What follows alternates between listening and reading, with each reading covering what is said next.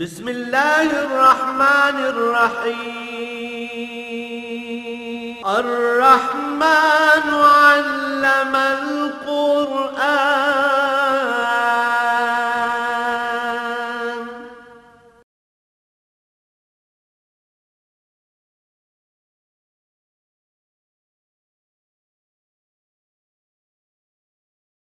الحمد للہ رب العالمین والصلاة والسلام علی حبیبہ محمد وآلہ وصحبہ اجمعین۔ اعوذ باللہ من الشیطان الرجیم، بسم اللہ الرحمن الرحیم۔ ام لہم نصیب من الملک فإذا لا یؤتون الناس نکیرا ام یحسدون الناس علی ما آتاہم اللہ من فضلہ وقد آتینا آل ابراہیم الکتاب والحکمۃ وآتیناہم ملکا عظیما فمنہم من آمن ومنہم من صد عنہ وکفی بجہنم سعیرا ان الذین کفروا بآیاتنا سوف نصلیہم نارا کلما نضجت جلودہم بدلناہم جلودا غیرہا لیذوقوا العذاب ان اللہ کان عزیزا حکیما والذین آمنوا وعملوا الصالحات سندخلهم جنات تجری من تحتها الانہار خالدین فیہا ابدا لهم فیہا ازواج مطہرۃ وندخلهم ظلا ظلیلا اللہم سبحانک لا علم لنا الا ما علمتنا انک انت العلیم الحکیم مولایا صلی وسلم دائما ابدا علی حبیبک خیر الخلق کلہم۔ ام لہم نصیب من الملک،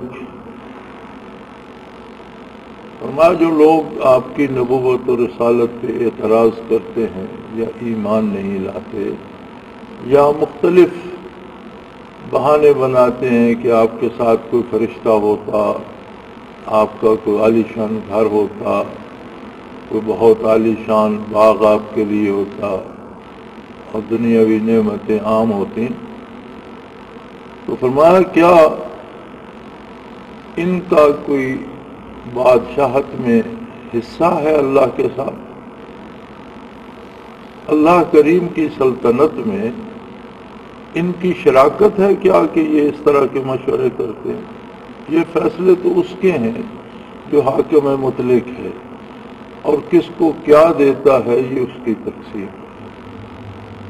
مال دنیا، عالی شان محلات اور قیمتی باغات تو بدکاروں کے پاس بھی ہیں۔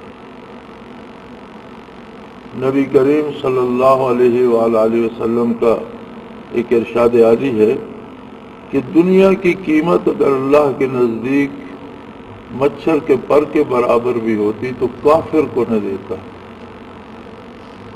آخرت قیمتی ہے، دائمی زندگی قیمتی ہے، اللہ کی جنت اور اس کی نعمتوں کی اللہ کے نزدیک قیمت ہے، تو کافر کو دیکھنے سے بھی محروم کر دیا جائے گا، جنت کی خوشبو بھی نہیں پا سکے۔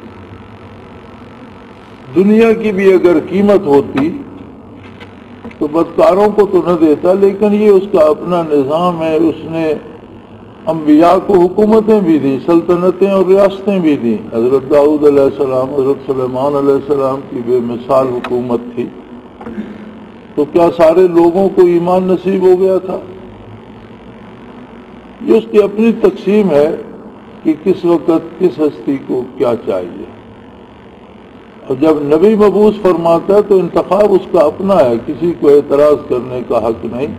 اور پھر نبی کو جو چیز نبوت کی ضرورت ہے، نسل انسانی کی رہنمائی کے لیے جو ضرورت ہے، لوگوں کی ہدایت کے لیے ضرورت ہے، لوگوں کے قلوب اور سینے منور کرنے کے لیے جن برکات کی ضرورت ہے، جن علوم کی ضرورت ہے، جو ضرورت ہے وہ تو ساری عطا فرما دیتا ہے۔ تو یہ اعتراض کرنے والے کون ہوتے ہیں کہ نبی کے پاس فلاں چیز ہے فلاں نہیں ہے؟ کیا ان کا اللہ کریم کی سلطنت میں ان کا کوئی حصہ ہے؟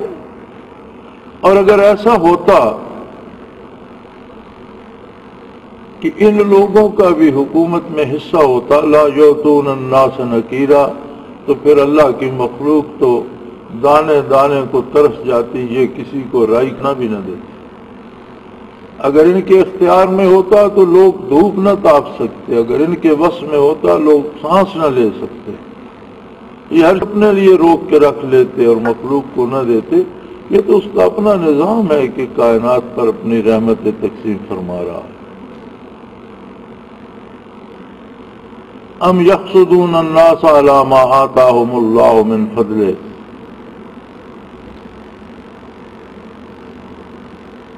یا پھر انہیں حسد ہوتا ہے اس بات کا کہ اللہ کریم کا اتنا کرم اس ہستی پہ کیوں ہے۔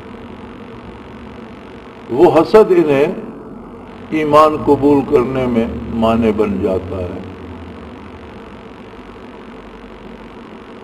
فقد آتینا علی ابراہیم الکتاب والحکمت وآتیناہم ملکا عظیما، ہم نے ابراہیم علیہ السلام کے خاندان میں نبوت اور رسالت بھی دی، کتابیں بھی دیں، حکمت اور دانائی بھی دی، وآتیناہم ملکا عظیما، اور انہیں بہت بڑی سلطنت اور ریاست بھی دی۔ یوسف علیہ السلام بھی بہت بڑے ملک کے حکمران بن گئے تھے۔ تو خاندان ابراہیمی میں کتاب بھی تھی، کتاب ہدایت بھی تھی، اور حکمت و دانائی۔ حکمت ہوتی ہے اسی کتاب کی تفسیر اور تفصیل اور شرح، کیونکہ وحی الہی جو ہستی وصول کرتی ہے اس کے مفاہیم کو جاننا بھی اسی کا منصب جلیلہ ہے۔ اور غیر نبی جب اللہ کی وحی سننے کی صلاحیت نہیں رکھتا تو جو بات بھی آپ سن نہیں سکتے وہ آپ سمجھ کیسے سکتے ہیں؟ سمجھنے کی صلاحیت بھی نہیں رکھتا۔ سمجھانا بھی منصب نبوت ہے کہ یہ جو آیہ کریمہ نازل ہوئی ہے اس کا مفہوم کیا ہے۔ تو ہم نے ابراہیم علیہ السلام کے خاندان میں کتاب، اس کی تفسیر اور بہت بڑی سلطنت بھی جمع کر دی تھی۔ تو کیا اس وقت سارے ایمان لے آئے تھے؟ فَمِنْهُمْ مَنْ آمَنَ وَمِنْهُمْ مَنْ صَدَّ عَنْهُ، پھر بھی لوگ ایسے ہی رہے جن کو ایمان نصیب ہوا وہ ایمان لے آئے، اور جو بے نصیب تھے، بد نصیب تھے، وہ کفر پر اڑے رہے اور اس ضد پر قائم رہے۔ وَكَفَى بِجَهَنَّمَ سَعِيرًا، اور حقیقت یہ ہے کہ کفر کا انجام دوزخ کی آتش سوزاں کافی ہے۔ یہ اتنا بڑا عذاب ہے کہ اس سے بڑی کسی سزا کا تصور نہیں کیا جا سکتا۔ اور جو لوگ بھی ان الذین کفروا بآیاتنا، جو لوگ بھی ہماری آیات سے، ہمارے احکام کا انکار کریں گے، سوف نصلیہم نارا، بہت جلد وہ آگ میں داخل ہوں گے۔ انسان کے پاس بڑی محدود سی فرصت ہے، بہت تھوڑی سی فرصت ہے، اور موت آئے گی تو نبی کریم صلی اللہ علیہ وسلم نے فرمایا من مات فقد قام قیامتہ، او کما قال رسول اللہ صلی اللہ علیہ وسلم، کہ جو مرتا ہے ایک طرح سے اس کی قیامت تو قائم ہو جاتی ہے، کہ برزخ بھی ایک انتظار گاہ ہے، اور جس درجے کا آدمی ہوتا ہے انتظار گاہ میں اسی درجے کا اس کے ساتھ سلوک کیا جاتا ہے۔ جو کفر پہ مرتا ہے اس کی قبر بھی دوزخ کی آگ سے بھر جاتی ہے۔ جیسے فرعون اور آل فرعون کے بارے قرآن نے فرمایا اغرقوا فادخلوا نارا، غرق تو سمندر میں ہوئے، پانی میں غرق ہوئے، لیکن آگ میں داخل ہو گئے۔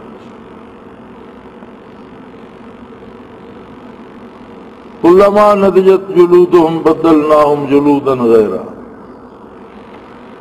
جہنم میں موت نہیں ہوگی، جلتے بھی رہیں گے، زندہ بھی رہیں گے۔ جب ان کی کھالیں جل جائیں گی ہم نئی کھال پیدا کر دیں گے، اور پھر انہیں لِيَذُوقُوا العذاب، تاکہ زیادہ سے زیادہ عذاب کا مزہ چکھیں۔ تو جہاں آپ دیکھتے ہیں کہ زخم ہوتا ہے یا کھال کٹ جاتی ہے، نئی پیدا ہوتی ہے تو وہ زیادہ حساس ہوتی ہے۔ اسے تھوڑی سی تکلیف بھی یا تھوڑا سا بھی اسے چھیڑے تو زیادہ درد ہوتا ہے. تو جہنمیوں کا بھی یہی حال ہوگا کہ وجود جب جل جائے گا تو نیا گوشت نئی کھال پیدا کر دی جائے گی, وہ پھر جلنا شروع ہو جائے گی اور اللہ کے عذاب میں مبتلا رہیں گے. ان اللہ کان عزیزا حکیما, اللہ کریم غالب ہے, طاقت والے ہیں اور جو چاہیں کر سکتے ہیں. حکیمہ, یہ ان کی حکمت کا تقاضا ہے کہ انہیں فرصت ملی, اور یہ اللہ کا احسان ہے کہ ابھی ان کے پاس فرصت ہے, توبہ کر لیں, رجوع الی اللہ کر لیں تو اس کی مغفرت بہت عام ہے, اس کی بخشش بہت وسیع ہے. لیکن جو ایسا نہیں کرتا اور کفر پر ہی مرتا ہے, پھر اس کا انجام وہی ہوتا ہے جو بتایا گیا. والذین آمنوا وعملوا الصالحات, جو لوگ ایمان لاتے ہیں اور پھر اس ایمان کے مطابق اپنی اصلاح کر لیتے ہیں, پھر اب ان کا کردار ایمان کے سانچے میں ڈھل جاتا ہے. میں پہلے بھی کئی بار عرض کر چکا ہوں کہ قرآن حکیم میں جہاں بھی ایمان کی بات ہے وہاں عمل صالح کی قید ہے. امنوا وعملوا الصالحات, آپ پورا قرآن پڑھ لیں, بہت مرتبہ امنو کا ذکر ہے, ایمان کا ذکر ہے, لیکن ساتھ عمل صالح کی قید ہے. اس لیے اکثر ائمہ کرام نے تو عمل ہی کو ایمان فرمایا ہے. امام اعظم رحمۃ اللہ تعالی علیہ فرماتے ہیں کہ ایمان کا دعویٰ کرنا بھی ایک عمل ہے, لہذا جو دعویٰ کرے اسے کافر نہیں کہا جائے. ورنہ باقی سارے ائمہ یہ فرماتے ہیں کہ محض دعویٰ کرے اور اس کا عمل اسلام کے خلاف ہو تو اس کا اسلام قابل اعتماد نہیں ہے. فرمایا جو ایمان لاتے ہیں جنہیں نور ایمان نصیب ہوتا ہے تو ایمان کا تقاضا یہ ہے. اب ایک آدمی کو اگر آپ بتاتے ہیں کہ یہ پانی کا جو گلاس ہے اس میں زہر ہے, آپ یہ نہ پئیں, وہ کہتے ہیں میں نے آپ کی بات مان لی, اور ساتھ ہی پانی بھی اٹھا کر پی لیتا ہے, تو آپ کیا سمجھیں گے اس نے آپ کی بات مان لی؟ اسی طرح جب اللہ و اللہ کا رسول ایمان کے ساتھ احکام ارشاد فرماتے ہیں تو بندہ جو کہتے ہیں میں ایمان لے آیا لیکن احکام پر عمل نہیں کرتا, اس کی مثال ایسی ہے کہ وہ سامنے نافرمانی کر رہا ہے. سو جہاں بھی ایمان ہے ساتھ عمل صالح کی قید ہے کہ جو ایمان لاتے ہیں اور ان کا کردار ایمان کے سانچے میں ڈھل جاتا ہے, سندخلہم جنات تجری من تحتها الانہار خالدین فیہا ابدا, انہیں ہم ان قریب, کوئی دیر نہیں ہے, بہت جلدی انہیں اللہ کی ان باغوں میں پہنچا دیں گے جن میں نہریں جاری ہیں, ہمیشہ جو سرسبز رہتے ہیں, جہاں کسی دکھ کسی تکلیف کا کوئی خدشہ نہیں, جہاں کبھی خزاں نہیں آتی, اور وہاں ہمیشہ ہمیشہ رہیں گے. نہ موت آئے گی, نہ بیماری آئے گی, نہ دکھ ہوگا, نہ تکلیف ہوگی, نہ افلاس ہوگا, کوئی تکلیف کسی طرح کی وہاں نہیں ہوگی, اور اس میں ہمیشہ رہیں گے. لہم فیہا ازواج مطہرہ, وہاں ان کی پاک صاف بیویاں ہوں گی, یعنی خواتین بھی جو جنت میں جائیں گی, یا وہ مخلوق جو جنت ہی کی ہے وہ ہر قسم کی آلائش سے پاک ہیں. جو عورتیں ایمان لا کر عمل صالح کرتی ہیں جنت میں جائیں گی تو وہ بھی, ان کو بھی وہ اخلاق عطا کر دیے جائیں گے جو اہل جنت کے ہوں گے, مردوں کو بھی عورتوں کو بھی. تو وہاں کسی طرح کی کوئی ناپسندیدہ حرکت کسی سے بھی سرزد نہیں ہوگی. وندخلہم ذلا ذلیلا, اور ہم انہیں نہایت مزیدار, سایہ دار اور بہت خوبصورت جگہوں میں جگہ دیں گے. ان اللہ یامرکم ان تؤدوا الامانات الی اہلہا، ایک بہت بڑا ضابطۂ حیات ارشاد فرمایا کہ یہ ایمان لانا اور عمل صالح کیا ہے؟ اس کی بنیاد اس بات پر ہے کہ ہر چیز چھینا جھپٹی نہ کرتے رہو، ہر چیز صرف میرے لیے ہے یہ نہ کرو، اقتدار میرے لیے ہے، دولت میرے لیے ہے، عزت میرے لیے ہے، ہر چیز میرے لیے نہیں۔ فرمایا اللہ کریم یہ حکم دیتے ہیں ان تؤدوا الامانات الی اہلہا، جو بندے جس اہلیت کے ہوں اگر آپ کے پاس اختیار ہے تو وہ اختیار ان کی امانت ہے۔ آپ کے پاس کوئی نعمتیں ہیں تو اگر آپ کے پاس علم ہے تو جس میں استعداد ہو اسے علم پہنچاؤ، اسے علم دو۔ اگر آپ کے پاس دولت ہے تو جو محنت کرتا ہے، جو آپ کے ساتھ کام کرتا ہے، اس کا حصہ اسے دو۔ اگر آپ کے پاس اقتدار ہے اور آپ کے پاس بہتر لوگ آتے ہیں تو ان کو اس اقتدار میں شریک کرو۔ یہ امانات کا لفظ صرف اس لیے نہیں ہے کہ جو کوئی امانت آپ کے پاس رکھتا ہے وہ لوٹا دے، نہیں، یہاں تو فرمایا ان تؤدوا الامانات الی اہلہا۔ اللہ کی تقسیم ایسی عجیب ہے، اور یہ بھی ایک آزمائش ہے کہ ایک بندے کو بہت سا رزق دے دیتے ہیں، اب اس میں بہت سے لوگوں کا حصہ ہوتا ہے، کچھ مستحقین زکوٰۃ ہوتے ہیں، مساکین، مفلس، غرباء، معذور لوگ، مسافر، قیدی، جنہیں اس پر فرض ہے کہ اپنے مال سے زکوٰۃ دے۔ یہ اس کے پاس ان لوگوں کی امانت ہے، انہیں اگر زکوٰۃ دیتا ہے تو ان پر احسان نہ کرے بلکہ اللہ کا شکر ادا کرے کہ جن کی امانت میرے پاس تھی میں نے انہیں پہنچائی۔ یا اس پہ در پہ کوئی غریب مفلس آتا ہے، اس کی مدد کرتا ہے تو احساس یہ ہو کہ یہ نصیبہ اس کا تھا جو میری جیب میں تھا، میں نے اس پہ احسان نہیں کیا بلکہ اس کی روزی میری جیب میں تھی، میں نے اسے لوٹا دی۔ اسی طرح علم ہے آپ کے پاس، ظاہری باطنی کمالات ہیں، لوگ حاضر ہوتے ہیں، شیخ کا کام ہے کہ وہ اپنی طرف سے پوری بھرپور توجہ سب کو دے، جو جس میں استعداد ہے اتنا حصہ وہ حاصل کر لے گا۔ یہ ان لوگوں کی امانت ہے ایک فرد کے پاس، اسے روک نہ لے، اختیار ہے، اقتدار ہے، حکومت ہے، تو جو کام کرنے کی اہلیت ہے انہیں اس کام پہ لگائیں تاکہ ملک آباد ہو اور لوگوں کو ان کے حقوق پہنچے، انصاف پہنچے، عدل پہنچے، اور لوگوں کو تک رزق کے اور زندگی کے وسائل پہنچے، علم تقسیم ہو۔ وَإِذَا حَكَمْتُمْ بَيْنَ النَّاسِ أَن تَحْكُمُوا بِالْعَدْلِ،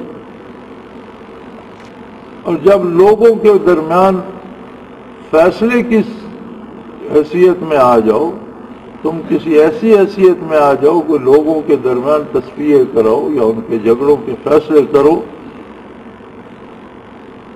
تو ان تحکموا بالعدل، تو عین عدل کے تقاضوں کے مطابق فیصلے کیا کرو، کسی کے ساتھ رعایت یا کسی کی طرفداری یا کسی کے ساتھ ناجائز حمایت نہ کرو، بلکہ جو اللہ و اللہ کے رسول کے حکم کے مطابق ہے اس طرح سے کرو۔ ان اللہ نعما یعظکم بہ،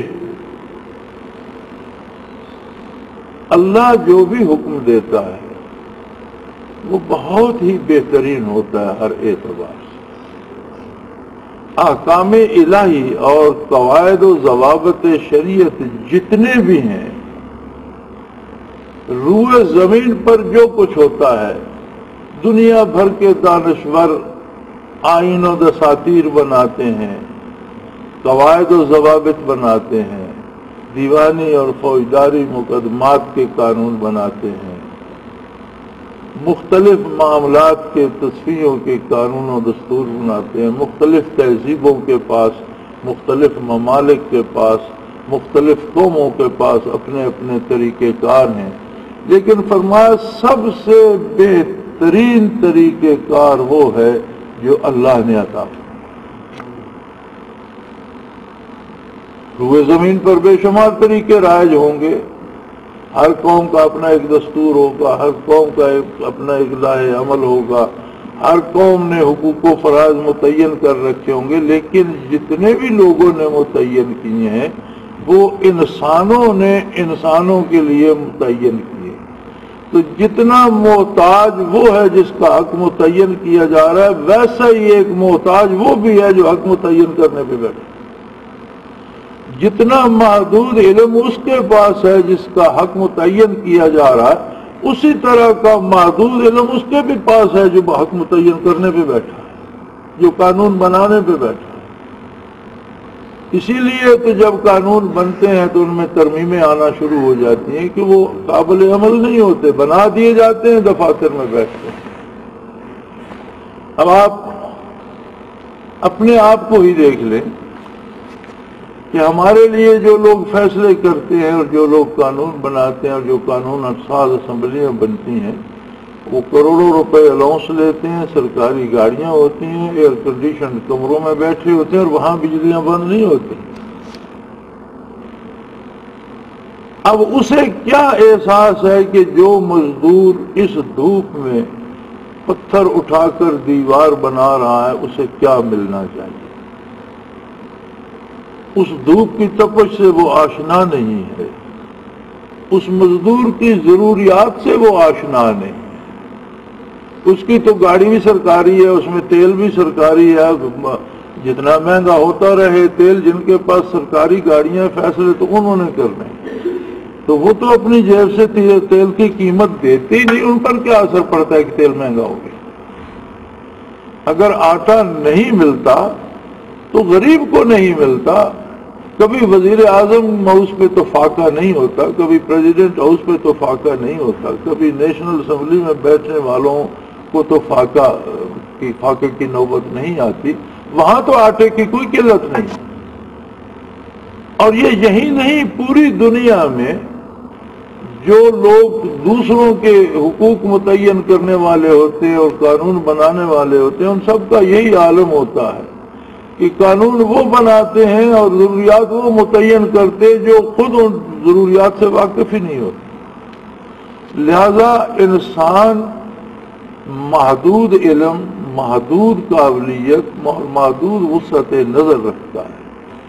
اللہ کریم کی ساری مخلوق ہے، ہر اپنی ساری مخلوق کی ہر ضرورت سے ہر وقت واقف ہے، اور وہ عادل ہے، صحیح عدل وہی کرتا ہے۔ لہذا ان اللہ نے یعظکم بہ، جو قوانین، جو اسالیب، جو دساتیر اللہ نے بنا کر دیے وہ سب سے بہترین ہیں۔ اب ہم کیا کہیں اس بات کو کہ ہمارے حکمران دین سے بغاوت کو روشن خیالی سمجھتے ہیں اور دین پر عمل کو تاریک خیالی خیال کرتے ہیں اور قدامت پسندی کا نام دیتے ہیں۔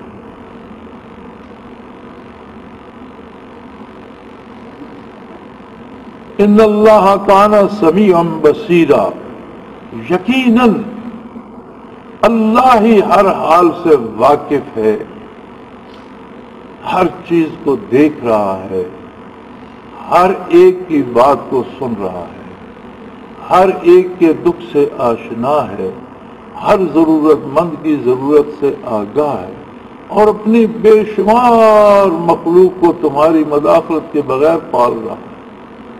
کتنی مخلوق سمندروں میں پل رہی ہے، کتنی مخلوق فضا میں پل رہی ہے، کتنی مخلوق زمین پہ پل رہی ہے۔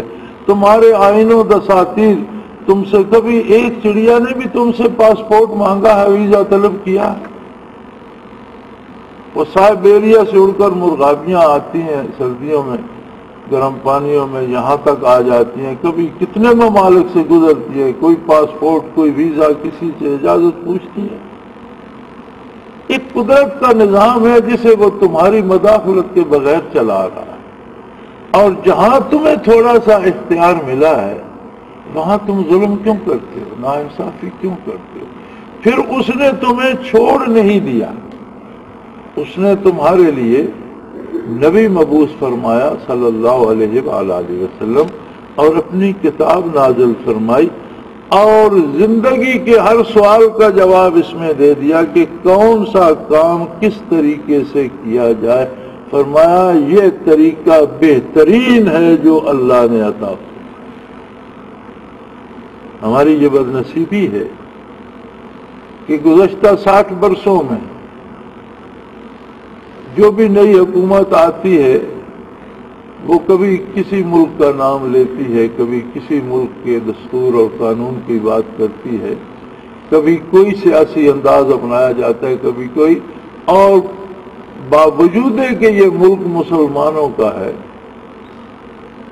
اس میں تجربہ تن بھی نفاذ اسلام نہیں کیا جاتا. یعنی ایمان سے، عقیدے سے، اور اس لیے کہ یہ اللہ کا حکم ہے اسے نافذ کیا جائے، وہ تو بات الگ ہے. جس طرح باقی تہذیبوں کے اور باقی لوگوں کے قوانین کی نقل کر کے تجربہ کرتے ہیں کہ یہ دیکھیں یہ اس سے کیسا ہوگا، اسلام کے لیے کوئی تجربہ بھی نہیں کرتا. پتہ نہیں کب تک یہ صورتحال رہے گی. فرمایا ایمان کا تقاضا کیا ہے؟ جب ہم کہتے ہیں ہم مسلمان ہیں، جب ہم کہتے ہیں میں ایماندار ہوں، مومن ہوں، چمی گویم مسلمانم بلبزم کہ دانم مشکلات لا الہ. فرماتے ہیں جب میں یہ دعویٰ کرتا ہوں کہ میں مسلمان ہوں تو میرا وجود لرز اٹھتا ہے، اس لیے کہ میں لا الہ کی مشکلات سے واقف ہوں. یعنی صرف اللہ کو معبود مانا جائے اور اس کی اطاعت کی جائے، اور نقصان کے ڈر سے یا نفع کی امید پر کسی اور دروازے پر پیشانی نہ رکھی جائے، یہ بہت مشکل تھا.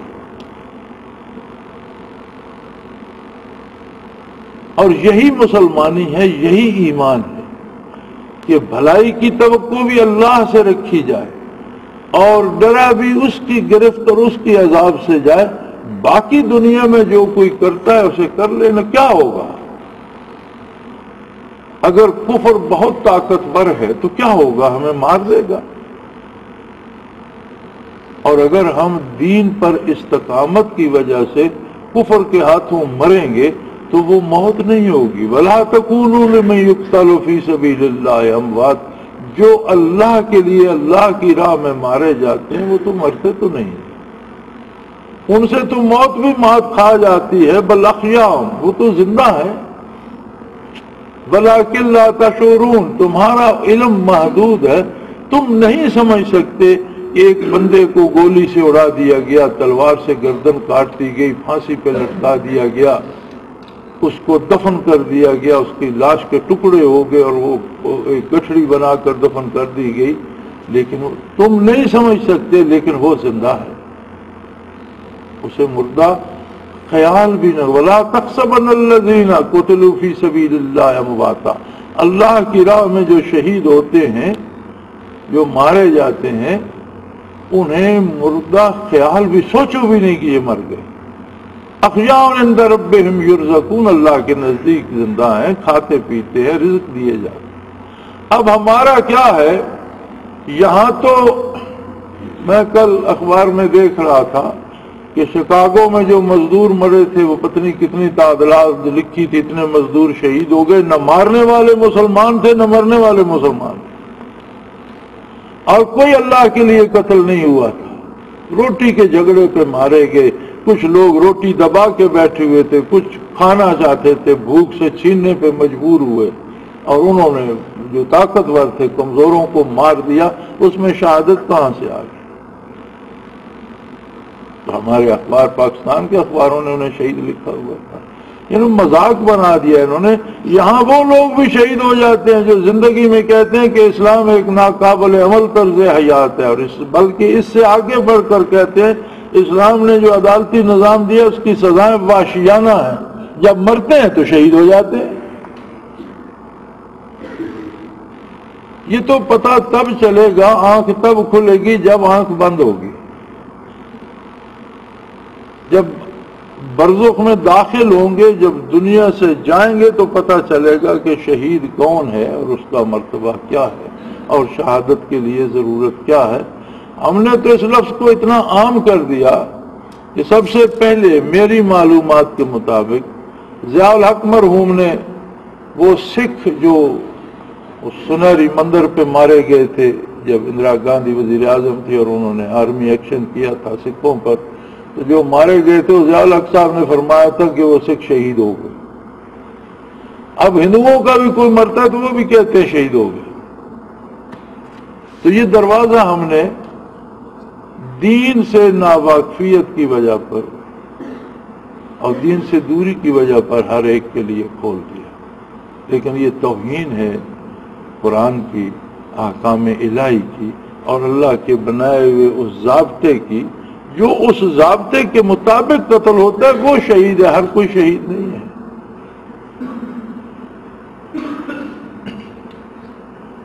تو تقاضا ایمان کیا ہے؟ فرمایا یا ایھا الذین آمنوا اطیعوا اللہ۔ ایمان کا تقاضا یہ ہے کہ جب آپ کہتے ہو میں مسلمان ہوں تو پھر اپنا سارا کردار اللہ کی اطاعت کے دائرے میں لے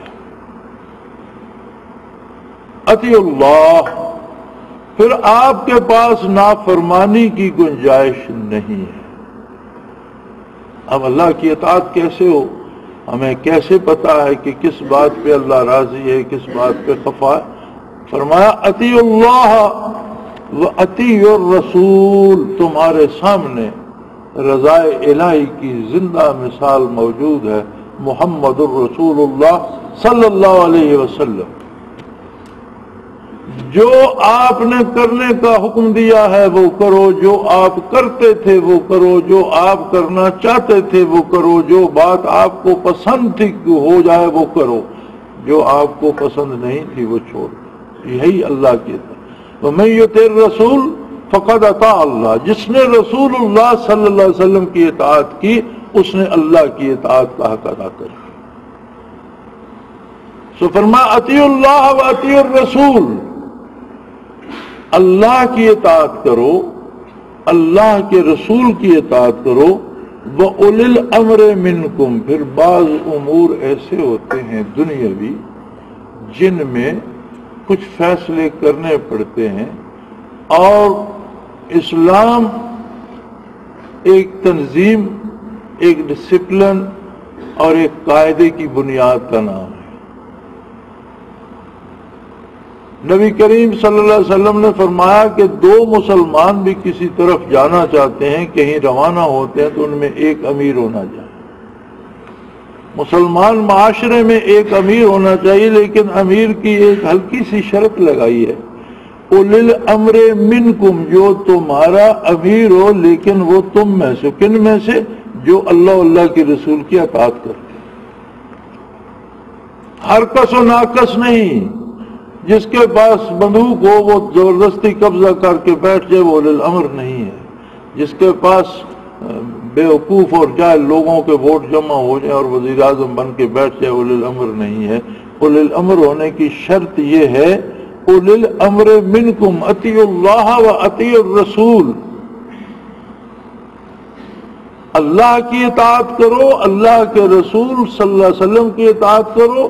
وَأُولِي الْأَمْرِ مِنْكُمْ، اور جو تمہارا امیر تم میں سے ہو، یعنی اللہ اللہ کے رسول کی اطاعت کرنے والوں سے جو امیر بنے اس کی اطاعت کرو، کہ وہ تمہیں اللہ اللہ کے رسول کے حکم کے خلاف کوئی بات نہیں کہے گا۔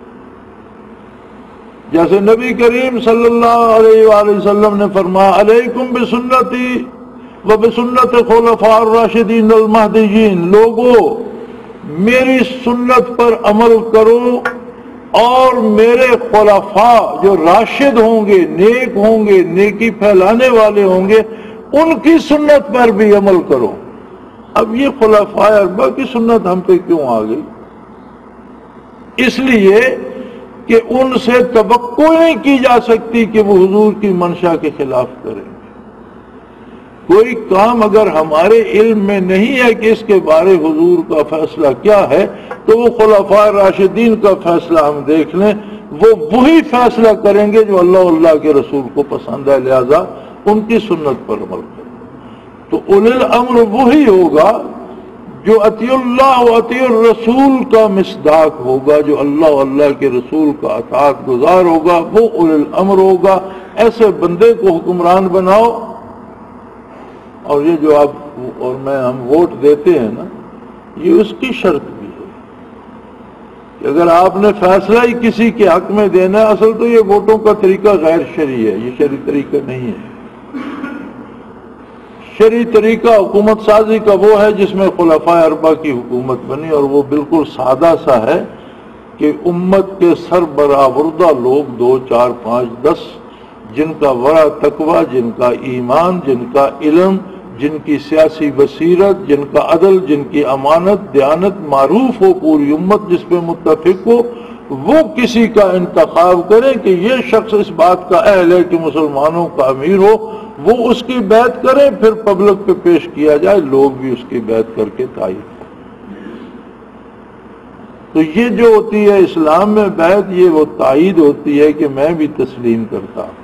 لیکن یہ جو ووٹ ہے یہ فیصلہ ہوتا ہے. اب ہم نے ایک بندے کو ووٹ دیا تو ہم نے فیصلہ دے دیا کہ یہ ہونا چاہیے، لیکن کیا کبھی کسی نے یہ تکلف کیا ہے کہ یہ اطیع اللہ و اطیع الرسول کے معیار پہ آتا ہے؟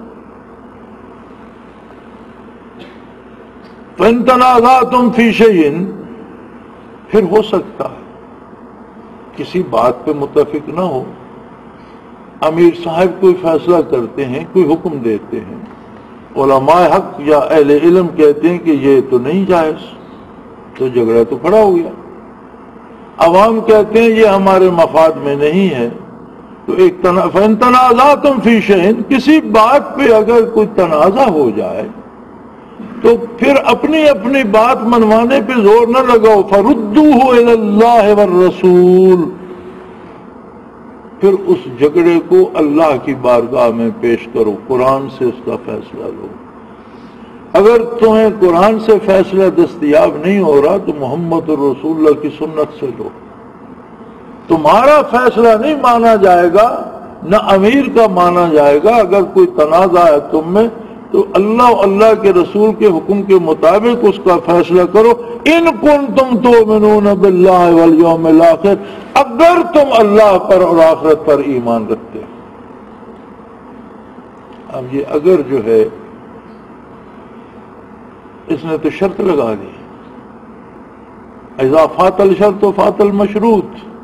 جب شرط نہیں پوری ہوتی تو مشروط کا وجود ہی نہیں ہوتا. ایک شرط لگا دی جائے کہ جس بندے نے اس مسجد میں داخل ہونا ہے وہ گیٹ پر 10 روپے جمع کرائے گا. اب یہ شرط ہو گئی داخلے کی. اب جو نہیں کرائے گا وہ نہیں آ سکے گا، کوئی نہیں آنے دے گا. جب شرط نہیں پوری ہوتی تو مشروط حاصل نہیں ہوتا. اذا فات الشرط فات المشروط. یہاں حکم یہ دے دیا گیا اللہ کی اطاعت کرو، اللہ کے رسول صلی اللہ علیہ وسلم کی اطاعت کرو، اولی الامر کی اطاعت کرو جو تم میں سے ہو، جو اللہ کی اور اللہ کے رسول کی اطاعت کرنے والوں میں سے ہو.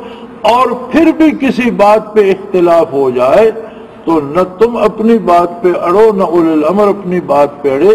اسے قرآن و سنت پہ پیش کرو اور اس کا فیصلہ شریعت اسلامیہ کے مطابق جو ہو دونوں اسے قبول کر لو، اگر تم ایمان رکھتے ہو اللہ پر اور آخرت. اس کا مطلب یہ ہوا کہ تم ایسا نہیں کرتے، نہ تم امیر اولی الامر وہ بناتے جو اطیع اللہ اطیع الرسول میں سے ہو، نہ تم اپنے فیصلے شریعت کے مطابق کرانا چاہتے ہو، تو پھر تم مومن کیسے؟ پھر تمہارا یہ دعوی ایمان کیا حیثیت ہے؟ ان کنتم تؤمنون باللہ، اگر تم، یہ اگر جو ہے نا اس نے تو ہلا کے رکھ دیا آج کہ تقاضا ایمان. تو اگر تم ایسا نہیں کرتے تو پھر تم مومن نہیں ہو. پھر تم اپنا نام دین محمد، فقیر محمد، کوئی بھی یار محمد رکھ لو، نام سے بات نہیں بنے گی. کہتے رہو میں مسلمان ہوں، تمہارا کردار گواہی دے رہا ہے تو مسلمان نہیں ہو. ذالک خیر و احسن تاویلا، یہ بہترین بات ہے جو بتائی جا رہی ہے، اور اس کا انجام بھی بہترین ہے، اس کا نتیجہ بھی بہترین ہے. وآخر دعوانا ان الحمدللہ رب العالمین. अल्लाहु अल्लाहु अल्लाहु अल्लाह अल्लाहु अल्लाहु अल्लाहु अल्लाह।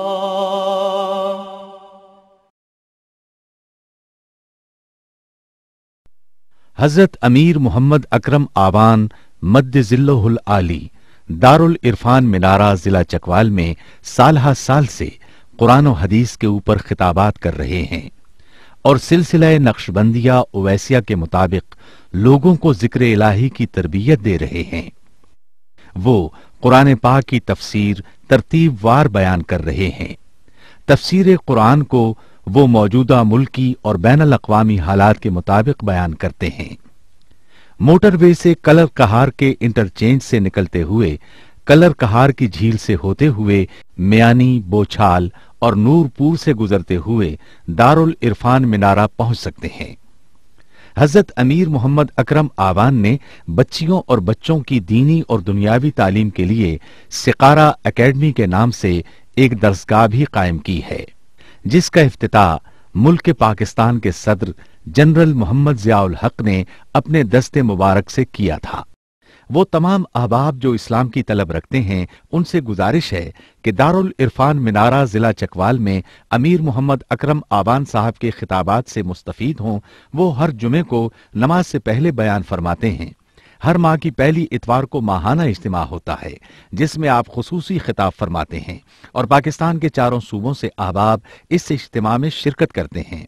इसके अलावा यहाँ साल में 2 मरकजी इज्तिमात भी होते हैं, एक रमजानुल मुबारक में एतिकाफ का इज्तिमा और दूसरा जुलाई और अगस्त में 40 दिन का इज्तिमा होता है जिसमें रूहानी तरबियत की जाती है। अपना खून सीमाब देकर इतना हम कर जाएंगे, नाम आका का चमन में फिर रकम कर जाएंगे।